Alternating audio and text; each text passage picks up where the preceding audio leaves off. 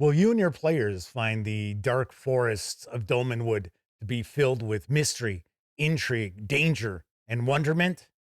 Or are these fairy tale woods best left unexplored not only by adventurers, but by players and GMs alike? Well, you're going to find out because I'm going to be sharing my review of the Dolmenwood campaign book right after this.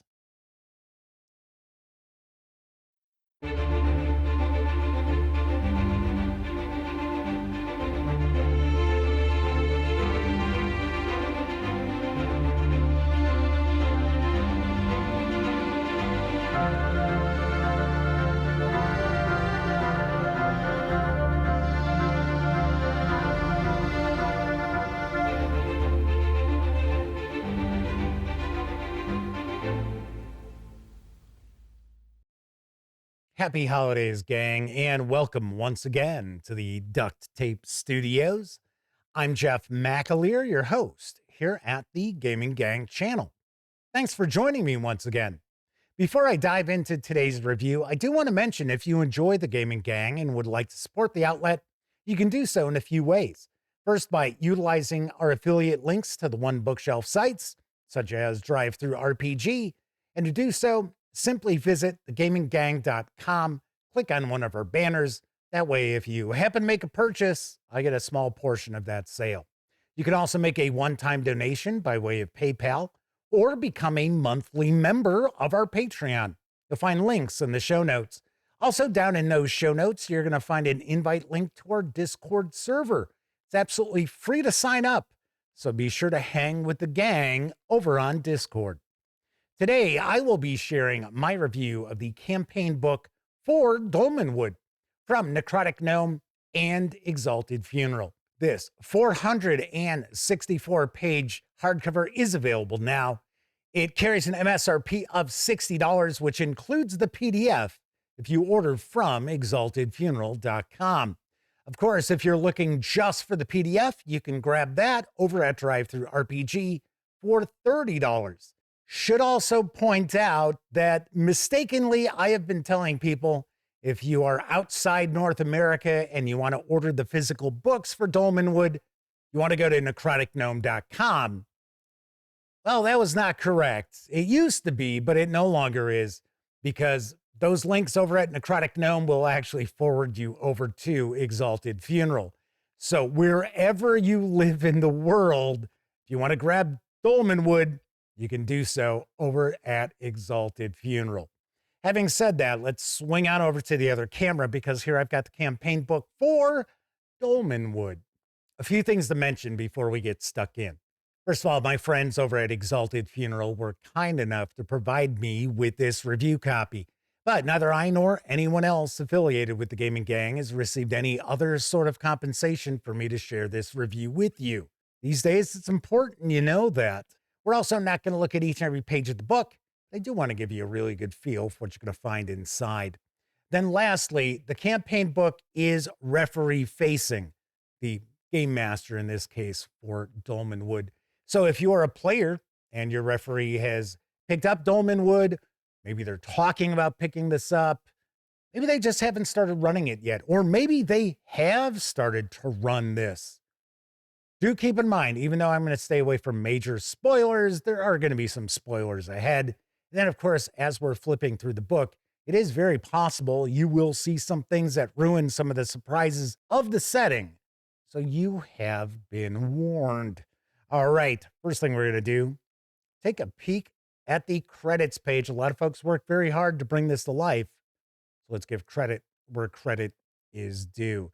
Now, you may recall I just reviewed the player's book for Dolmenwood last weekend, and I gave it an 8.5 out of 10. But I also mentioned that it was my least favorite of the 3 volumes, the 3 core books for Dolmenwood. Now, keep in mind, 8.5 is a fantastic score. So what does that mean for the campaign book and the monster book? Well, I'm not reviewing the monster book today, but you are going to find out what I think of this campaign book. As far as production quality, fantastic. It is really well done. This paper stock, nice and heavy. Artwork throughout, while not necessarily uniform, we have various different styles of artwork, is all really well done. This does have a stitched binding, which at 464 pages for this book is very important, because you're going to find there is literally, and yes, I know how to use that word correctly, years of role-playing adventures contained within this volume. You are going to have this book at your table a lot. Now, also keep in mind, you can save some of that wear and tear because you will receive the PDF absolutely free if you order from Exalted Funeral.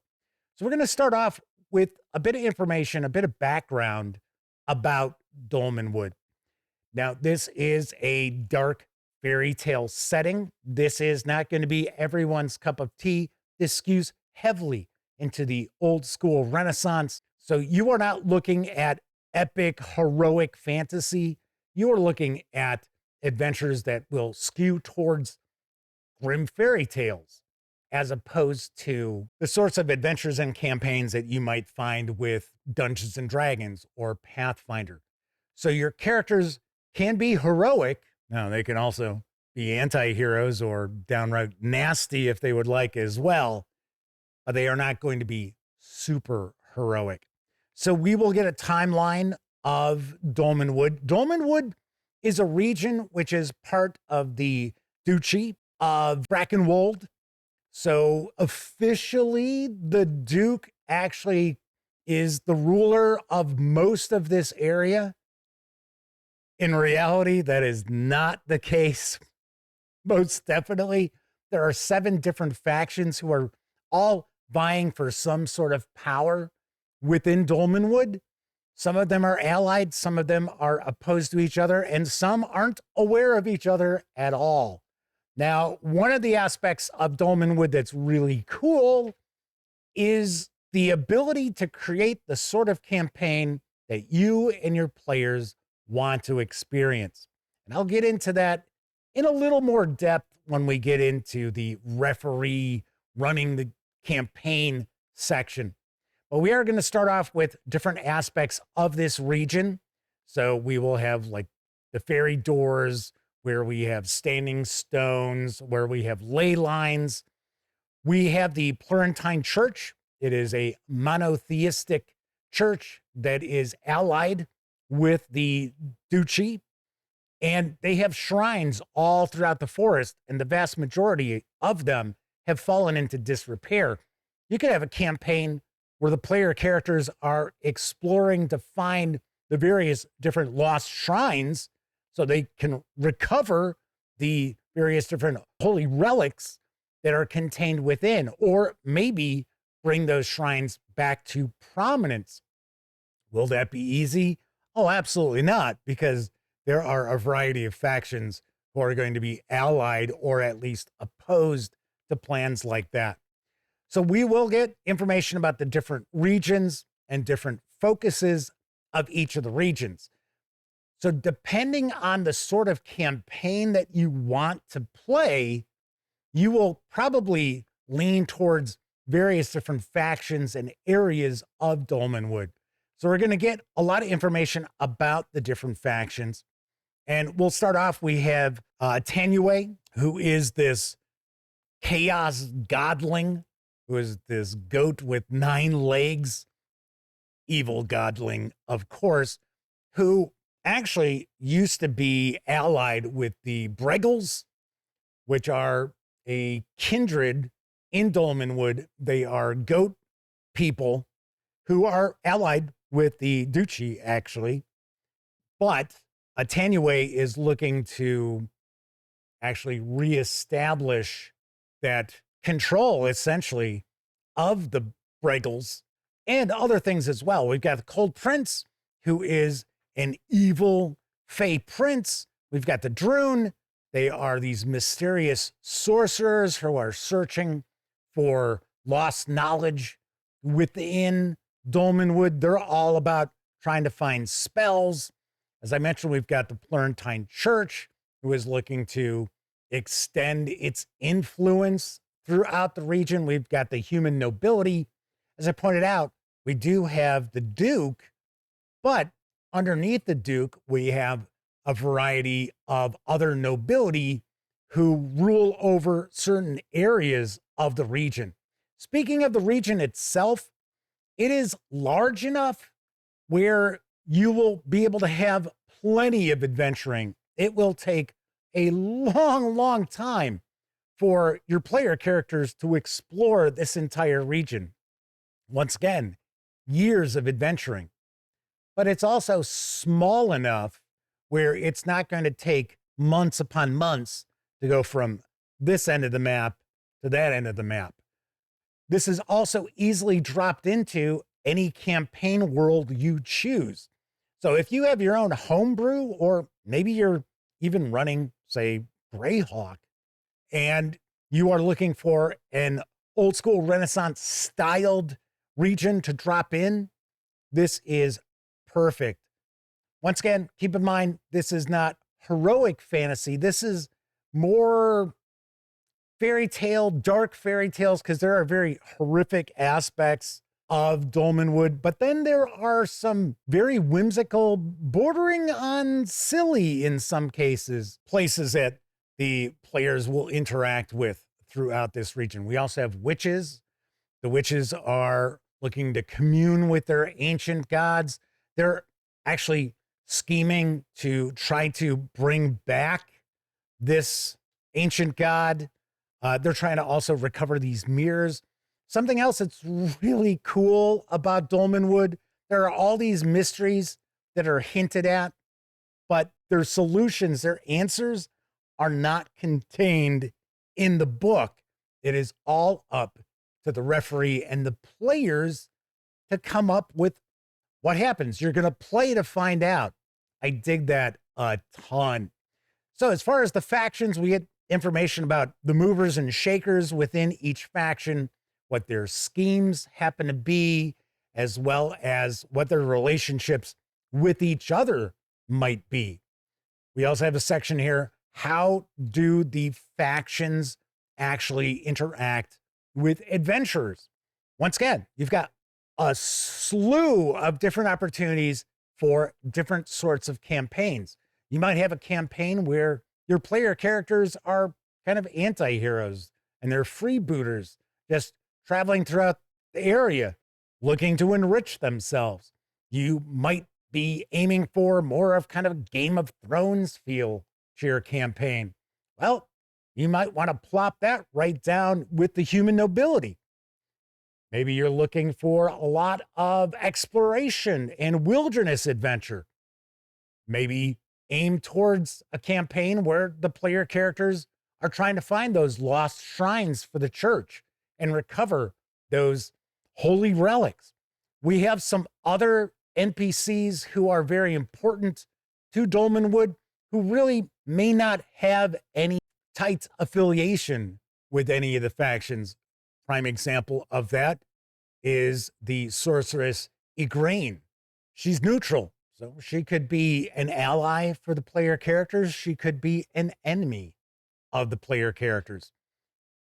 This is a section here starting a campaign that I really love, because this is where the discussion comes up of the sort of campaign you and your players are looking to achieve.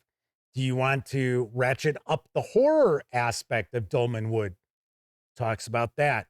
Do you want to maybe tone down some of the whimsy, some of the, maybe some people would consider it to be silliness or lightheartedness of the setting?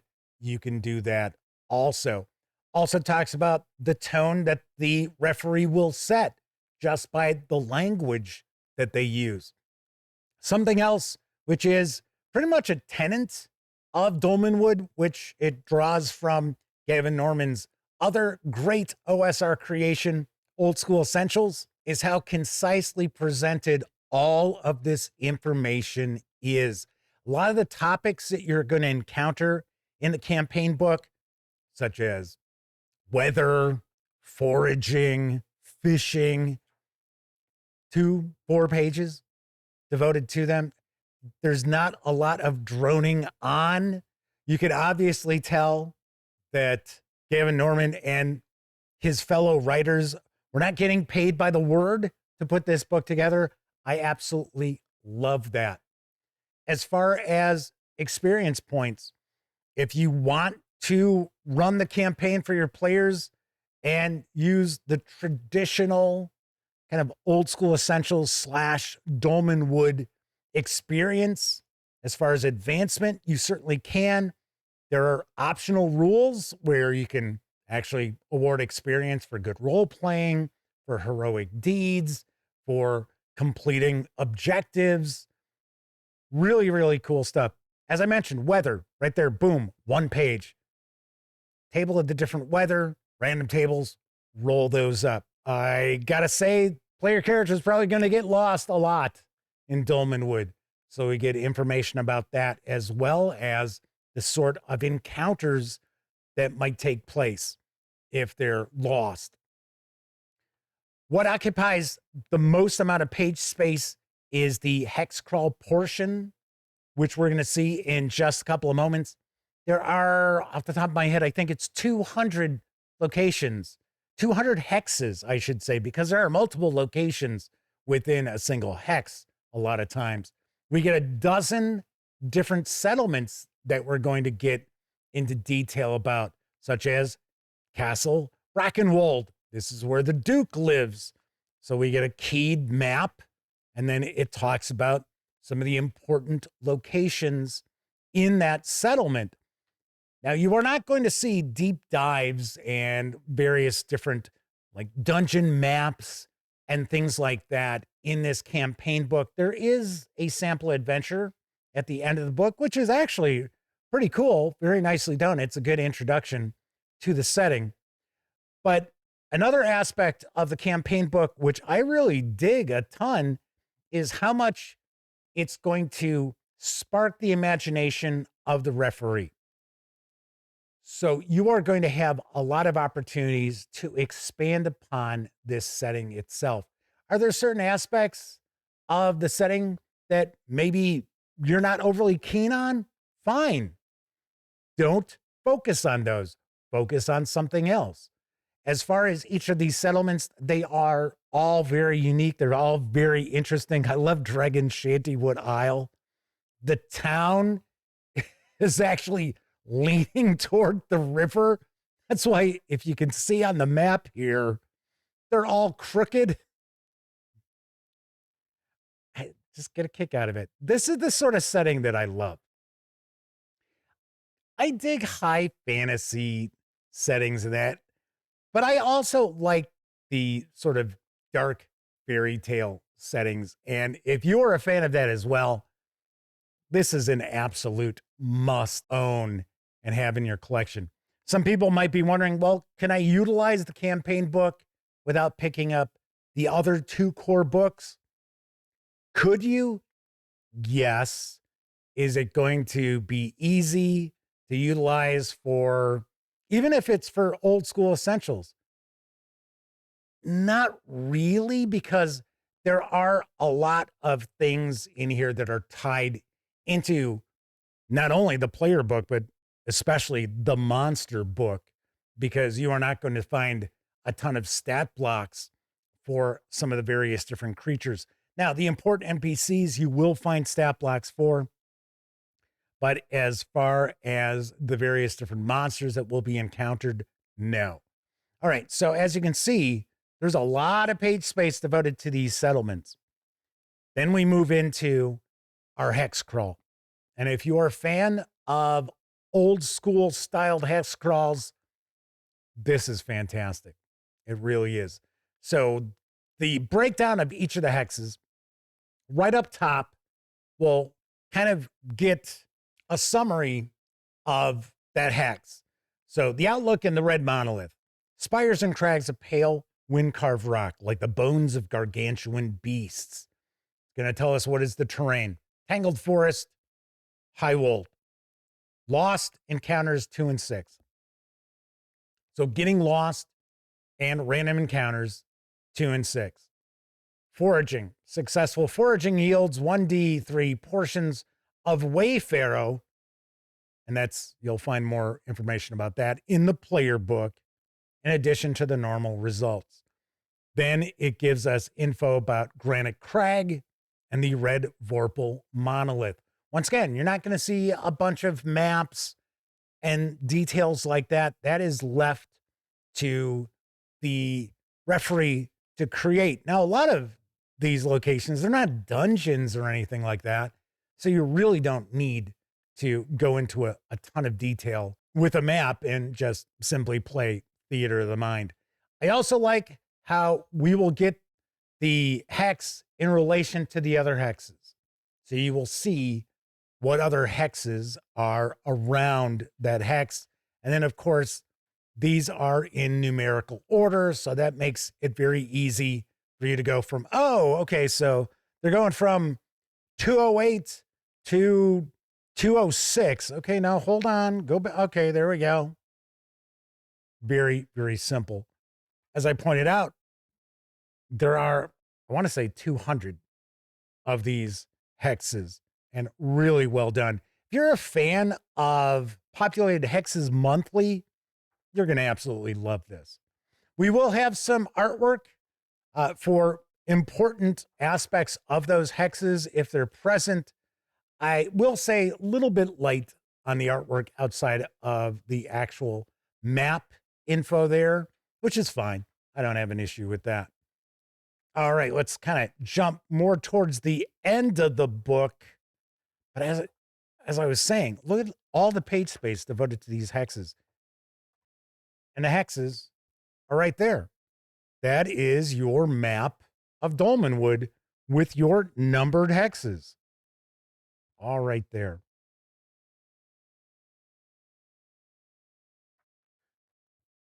Then we start getting into treasure. And I really like this section a lot because it makes it very easy for the referee to populate their encounters and the game world itself with treasure. So we'll get information about placing treasure. We've got information about different magic items, scrolls, weapons, armor. We have a few new spells in the book too, which I thought was kind of interesting. Not a ton, but we do have a few. The spells are located in the player's book. Magic crystals. And remember, this is an old school styled role-playing game. So you are not looking at magic items that are simply, oh, well, this is a +1 sword, or this is +3 chainmail. So like magic armor and shields are all going to be +2. That's a given. Now they will have other aspects of them as well, which I always love. That's one of the things I really dig about old school adventuring, is that it's not just what some people will refer to as book treasure, where it's like, oh, okay, so it's just a +1 dagger. Oh, it's a +2 shield. There's a lot more to that in the campaign book.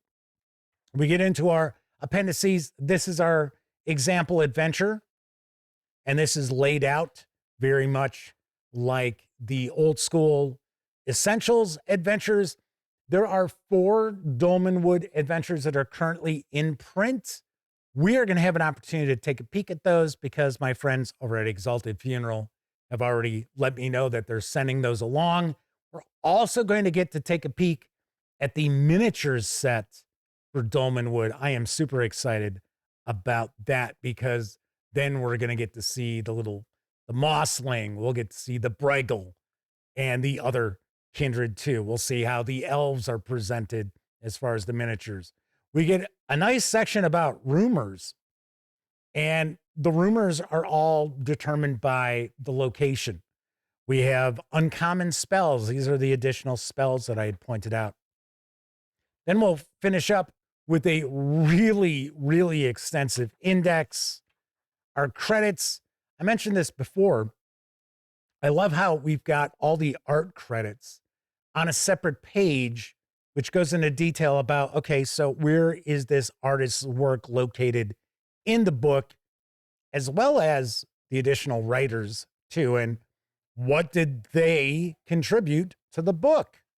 Very nice. And then we'll wrap up with a little bit of a reference here for the referee as far as travel, terrain, weather by season. We have unseasons as well. So unique things that might take place during certain months of the year. Like I said, this is absolutely packed with content, which could overwhelm some people. And I'm going to talk about that in just a moment. But this is a look inside the Dolmenwood campaign book from Necrotic Gnome and Exalted Funeral. It is available now. If you want to get the physical book, you can do so from Exalted Funeral. It carries an MSRP of $60, and it also includes the PDF. If you want to just grab the PDF, you can do so over at DriveThruRPG for $30. Let's swing on over to the other camera so I can share some final thoughts, as well as my review score for the Dolmenwood campaign book. I think it's probably pretty obvious. I love this book. This is the sort of campaign setting and source book that I absolutely love. Because for one, there is a wide variety of different styles of campaigns that you can engage in Dolmenwood. If you want more political adventures in nature, you can plop your player characters down into the human nobility, where each of them is looking to expand their influence and maybe butt heads with not only the Duke, but the other nobles as well. Maybe you're looking for a lot of wilderness adventuring and exploration. You could always lean towards the player characters going off in search of these lost shrines for the church. You can also have your player characters just be independent freebooters who bounce around the region, just taking them wherever the wind blows. That's certainly viable also. There are loads and loads of different sorts of campaigns that you can take your players on in the Dolmenwood campaign book. Production quality, fantastic throughout. Really, really nicely done. It is a good thing that you've got a PDF absolutely free if you're ordering from Exalted Funeral, because you are going to be referencing this book a lot in a good way, not in a bad way. I should also mention it is very easy for referees out there, regardless of their experience level, to feel overwhelmed reading the campaign book, because there's so much going on. There are so many locales. There is so much cool stuff that you want to introduce to your players that you may not even know where to start. The advice given within the book is to pick a style of campaign that you and your players have agreed they're interested in playing and you're interested in running. Check out what factions are involved there, what region are they mainly present in, and start off there. Try to start small. Even if you start off as just a hex crawl in one of the settlements, or the settlements that you find to be the most interesting and you think your players would find most interesting, and then go there and introduce things as they come up, as opposed to just info dumping on your players, because that is not going to work. Also want to point out that you really do need the other two core books, the player book as well as the monster book, in order to get the most out of this. Could you get away with utilizing the Dolmenwood campaign book with other rule sets, even outside of old school essentials? Yes, but it wouldn't be easy, I will say. Also, gotta be honest, this is not going to be everyone's cup of tea. There's a lot of horror here. There's a lot of lighthearted whimsy as well. This is firmly entrenched in the old school Renaissance. Of course, you can have player characters who are heroic or anti-heroes or completely neutral, but they are not going to be super heroic. So if you are looking for something that's going to be similar to Dungeons and Dragons or Pathfinder, this is not going to be it. If you are a referee who is not a fan of the old school Renaissance, or your players aren't really fans of the old school Renaissance, this really shouldn't be on your radar in the first place. Even as fantastic as this is, it's just not going to have the sort of mindset you are looking for. Now, having said all that, I got to say, this is a marvelous book. I am not somebody who engages in a lot of hyperbole. Usually I'll say something's excellent, something's great. I don't normally say, oh, this is glorious. I'm telling you right now, the Dolmenwood campaign book is glorious. It is amazing. It is fantastic. As long as you don't get overwhelmed by what's inside here, because that is a real possibility. Read it from cover to cover. Don't necessarily study it. Get a good feel, and then pick a place to begin your campaign. On a scale of 0 to 10, I give the Dolmenwood campaign book a 10 out of 10. It is not only one of the best role-playing game releases for 2025, at least that's when the physical book finally arrived. This would be one of the best releases in any year. It is that good. All right, everybody, that is it for this time out. If you liked the video, by all means, please give it a quick thumbs up.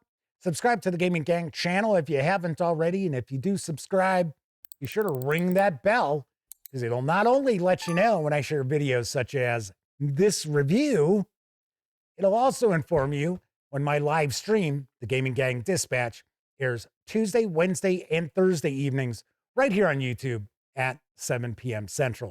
Of course, when you're not watching videos on the Gaming Gang channel, be sure to visit thegaminggang.com for all latest in tabletop gaming news, reviews, and a whole lot more you are not going to find here on YouTube. You know the drill. Get your geek on at thegaminggang.com. Happy holidays, everyone. Thank you very much for watching. Once again, I'm Jeff McAleer, and until I see you next time, I certainly hope all of you get to enjoy plenty of great gaming with your gang.